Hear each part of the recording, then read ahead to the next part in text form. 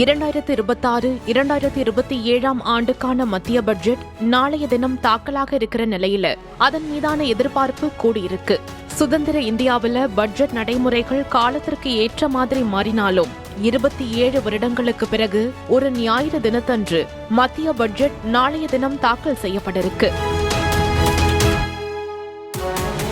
இந்த பட்ஜெட்டை பொறுத்தவரை நிதியமைச்சர் நிர்மலா சீதாராமன் 9வது முறையா பட்ஜெட்டை தாக்கல் செய்றாங்க. வழக்கமா ஞாயிற்றுக்கிழமைகள்ல அரசு அலுவலகங்கள் பங்குச்சந்தைகள் மூடப்பட்டிருக்கும் நாளும் நாளை பட்ஜெட் தாக்கலாக இருக்கிறதால சிறப்பு வர்த்தக நாளாக செயல்பட இருக்கு. அதனால நாளைய பட்ஜெட்டை பொறுத்து பங்குச்சந்தையில ஏற்ற இறக்கங்களை எதிர்பார்க்கலாம். தங்கம் விலை ஜெட் வேகத்துல ஏறிக்கிட்டு வரும் நிலையில மத்திய பட்ஜெட் எதிரொலியா தங்கம் விலையிலும் எதுவும் மாற்றம் இருக்குமான்னு எதிர்பார்க்கப்பட்டாலும் இறக்குமதி வரியை இன்னும் குறைக்க வாய்ப்பில்லைன்னு சொல்றாங்க பொருளாதார நிபுணர்கள்.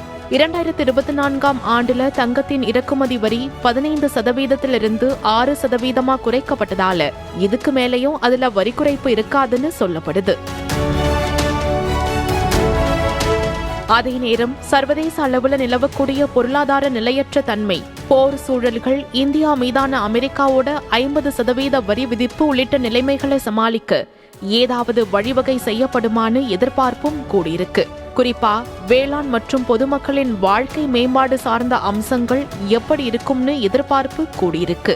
இன்னும் 3 மாதங்கள்ல தமிழ்நாடு, புதுவை, கேரளா, மேற்கு வங்கம், ஒடிசா ஆகிய 5 மாநிலங்கள்ல சட்டமன்ற தேர்தல்கள் நடைபெற இருக்கிறதால அந்தந்த மாநிலங்களை கவர் செய்யற விதமா சில அறிவிப்புகள் கட்டாயம் இருக்கும்னு சொல்றாங்க விவரம் அறிஞ்சவங்க. தமிழ்நாடுன்னு பார்க்கும் பொழுது ரயில்வே உள்ளிட்ட துறைகள்ல கூடுதல் நிதி ஒதுக்கீடு மாதிரியான நடவடிக்கைகள் இருக்கலாம்னு சொல்லப்படுது.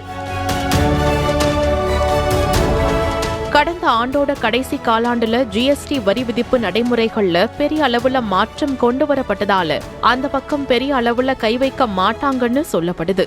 அதே நேரம் ஏஐ தொழில்நுட்பம், மருந்து மாதிரி சுகாதாரத்துறையில கூடுதல் கவனம் செலுத்தப்படும்னு எதிர்பார்ப்புகள் எழுது. இந்த பட்ஜெட்ல உங்களோட எதிர்பார்ப்பு என்னன்னு கமெண்ட்ஸ்ல சொல்லுங்க.